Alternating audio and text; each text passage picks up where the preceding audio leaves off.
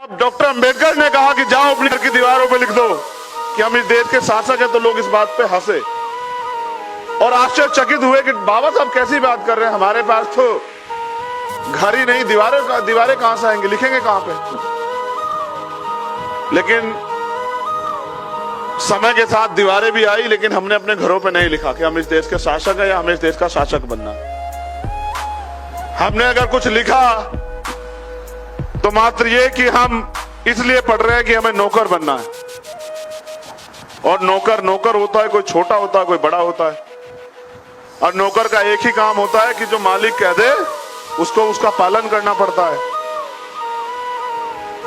मैं लोकशाही में भरोसा रखता हूं, लेकिन मैं मानता हूं कि लोकशाही तब तक मजबूत नहीं होगी जब तक हमारे महापुरुषों के दिखाए रास्ते पे देश नहीं चलेगा। और अगर उनके रास्ते पे चलाना है तो उसके लिए संघर्ष हमें करना पड़ेगा।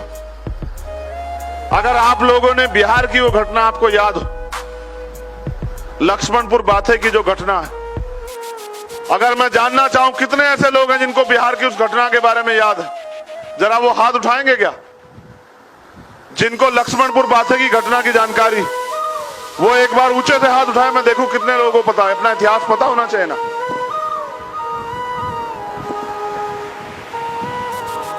मुझे लगता है इनकी संख्या 1% से भी कम। तो ये भी इस बात का प्रमाण है कि हम लोग अपना इतिहास नहीं पढ़ते हैं।